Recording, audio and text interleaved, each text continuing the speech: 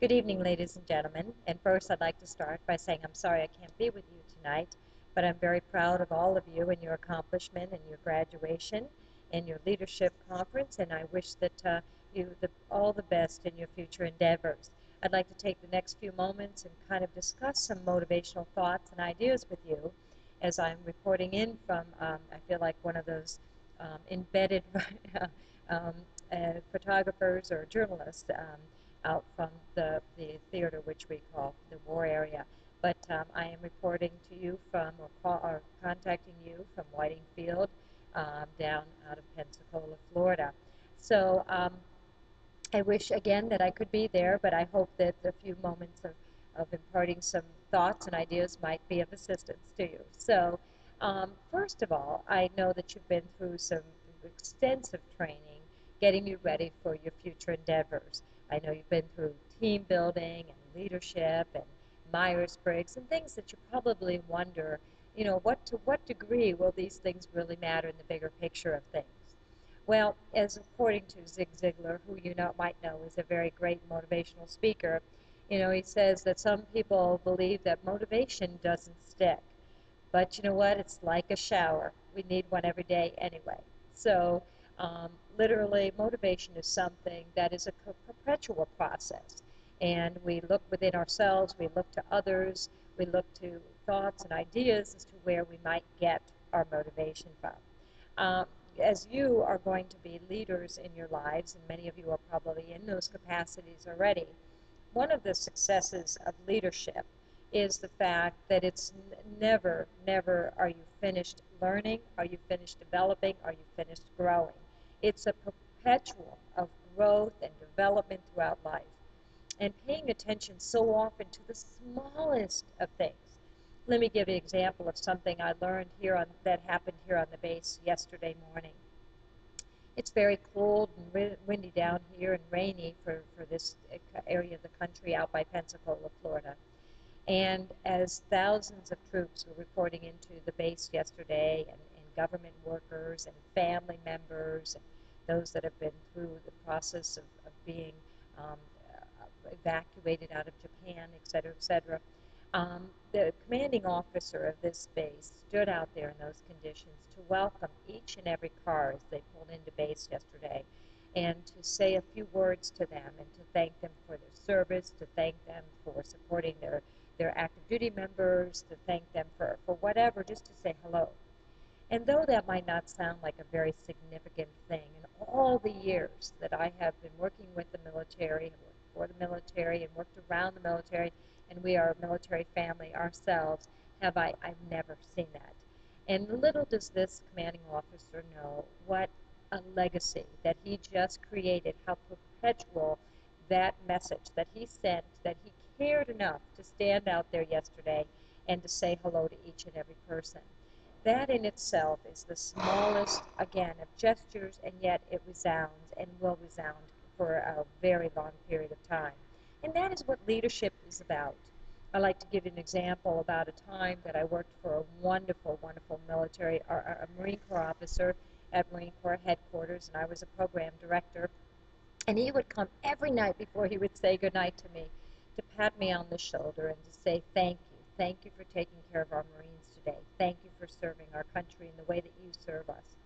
And little did he know what I just was so appreciative. He could have awarded me with, thousands of dollars in my performance evaluations, or all kinds of things like that. But you know what? None of that would have mattered the way that he thanked me genuinely.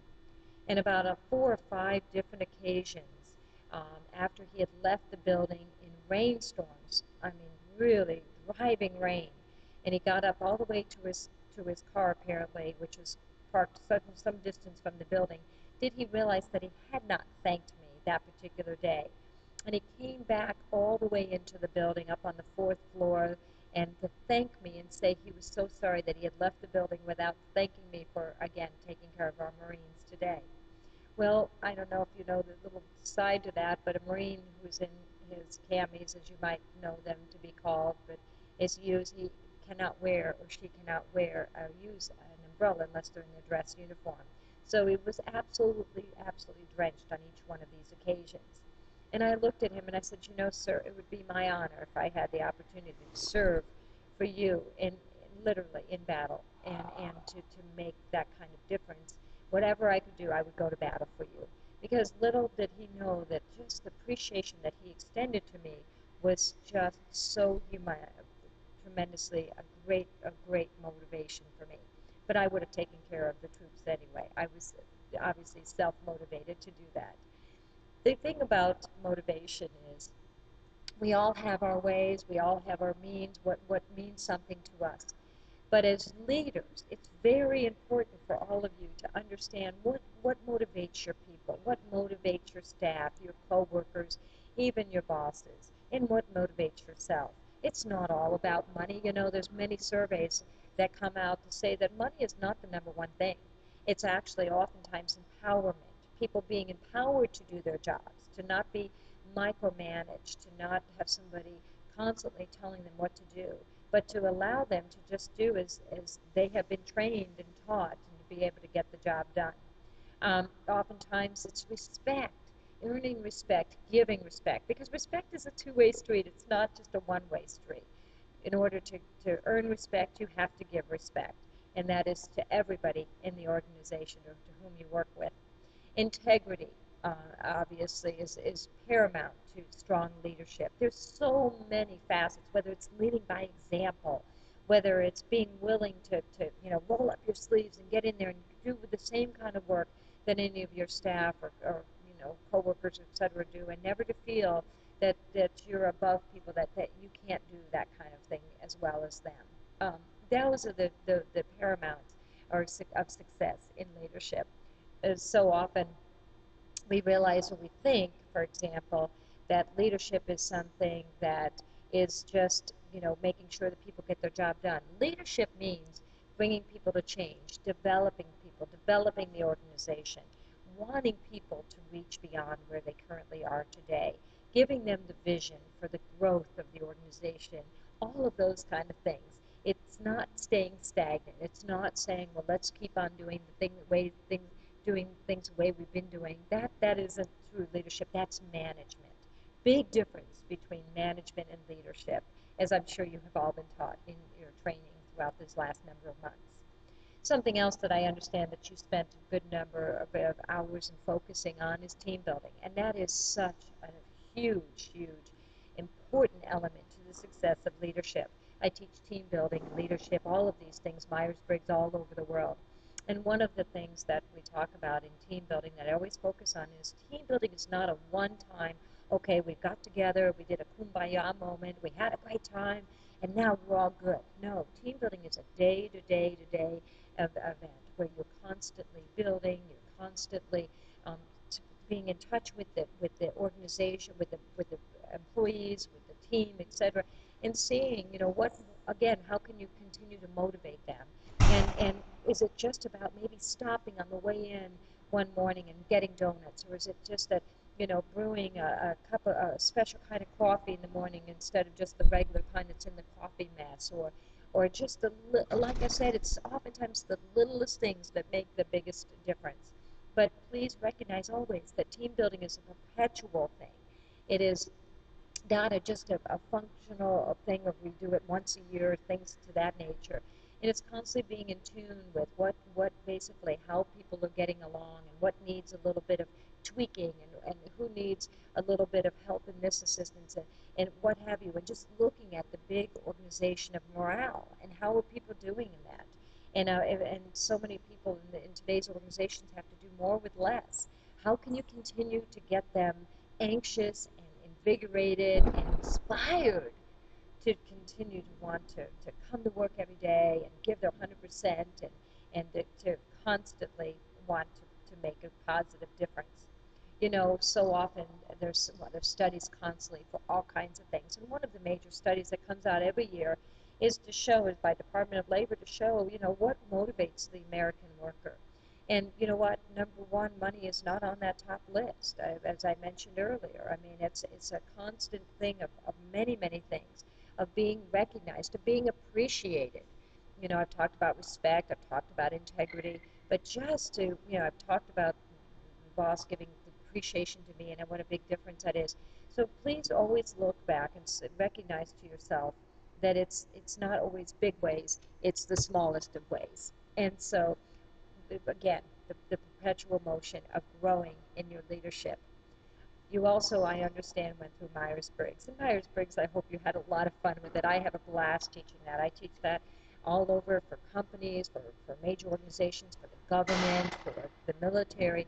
And I spend 16, 7, to 24 hours teaching a course in that. And so oftentimes, people want to just understand themselves. Teach me about myself and let me understand why I am the way I am, why I like things innately the way I do. Those are your preferences, and it's great and it's paramount to understand why you see things the way you do.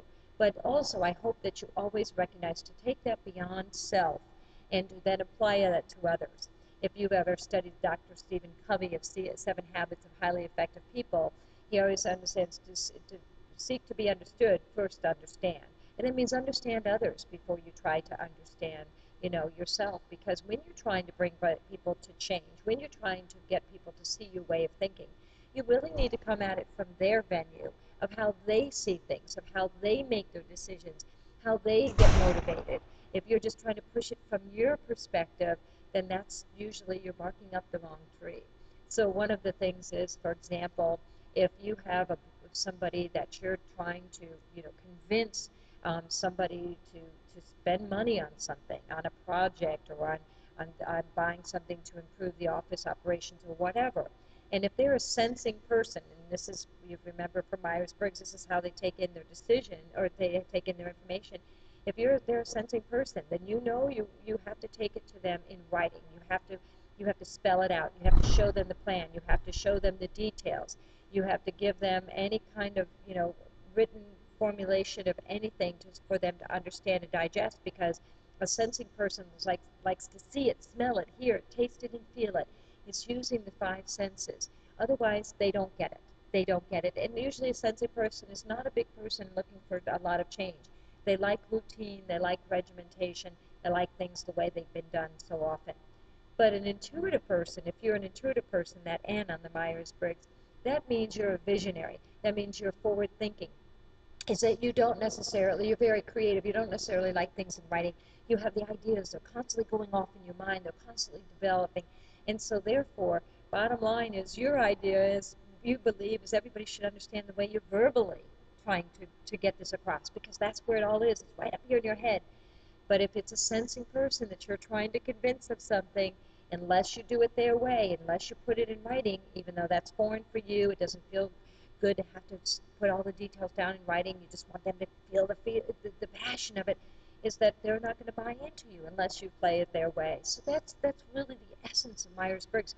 And this isn't just in the work life. This is an everyday life of seeing things from other people's perspective and plugging in that way, again, to get them to buy in through their means of understanding things, and then to buy in the way you want things to be done or what have you. So I hope that you find that tool for you, and that fact that you've gotten, had the opportunity to be trained in Myers-Briggs, is that you apply that to your future lives. There's an old adage that says, for anybody that loves what you do and do what you love, you'll never work another day in your life. And I travel approximately 80-85% of the time, and that's how I feel for business, and to try to make a difference in the smallest of ways sometimes. And anybody that looks at me from the outside, not knowing me, thinks that is crazy, crazy. But you know what? I am so passionate about what I do, and that I know that it's maybe the smallest of ways that I can give back. I work with our severely wounded, and there's not a day that I don't thank God for the opportunity that I am given to just try to make somewhat of a small difference in their lives.